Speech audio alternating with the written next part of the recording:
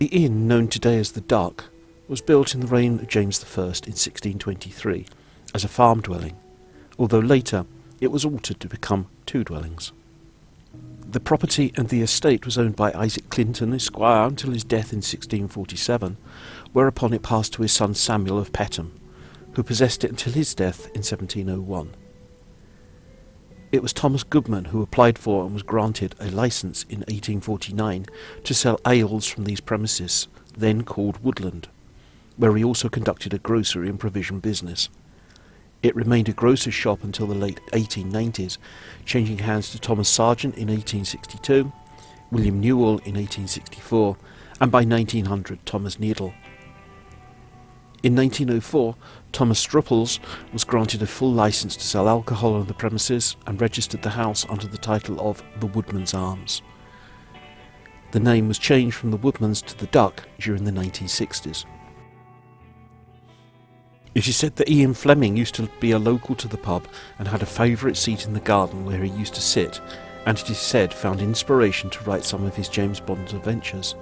The seat is still in the gardens, and the pub bears a plaque commemorating the author. Ian Fleming's 13th book, You Only Live Twice, saw British agent James Bond apparently die, whereupon M sent a death notice to the Times newspaper. The Duck at Pett Bottom is mentioned in the passage.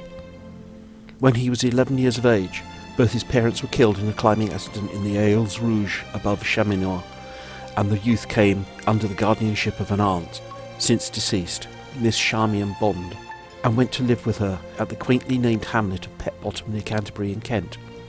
There, in a small cottage, hard by the attractive Duck Inn, his aunt, who must have been a most erudite and accomplished lady, completed his education for an English public school. However, back to the tale of a haunting at the Duck Inn. My friend and I were out in the car ostensibly looking at, or for, archaeological sites in the Canterbury area, when we chanced through a very small place called, perhaps somewhat unfortunately, Pett Bottom, some 20 years ago. Instantly liking the look of the place, my friend hit the brakes and reversed the car into the car park. We entered the building and found it had a welcoming, lovely feel and was a cosy place for a pint or two for lunch, and we found it had an unexpected interesting history as well. Having ordered beer, the conversation somehow got round to the subject of ghosts and hauntings, which for anybody who knows me understands is a common thing to happen. Then the landlord chirped up, joining in the conversation. "Oh, we've got a ghost here." We were informed that the most common apparition always occurred in the late September to October part of the year. This was the apparition of a young girl in Victorian clothing, thought to be about 10 years old.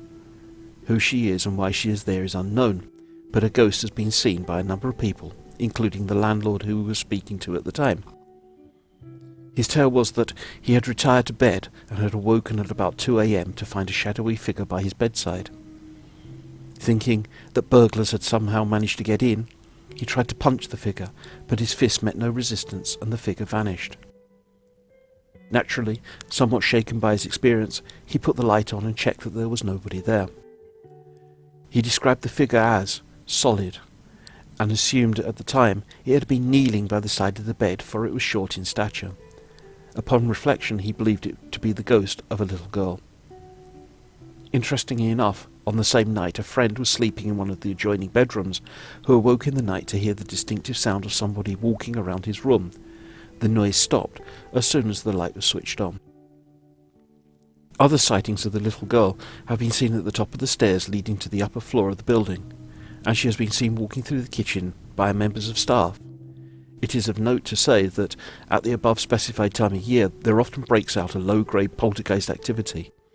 In 1989, for instance, there was the episode of the treacle tart that had been left out to cool on the kitchen worktop. The cook had turned away for a minute to attend other tasks, and when he turned back the tart had noiselessly upended on the worktop. He was alone in the kitchen at the time. We were also informed that the landlord's dog sometimes behaved as though someone unseen was passing through the building, sniffing the air, wagging the tail, and watching as though someone unseen was walking past. I do not know if the phenomena reported to us and related are still continuing.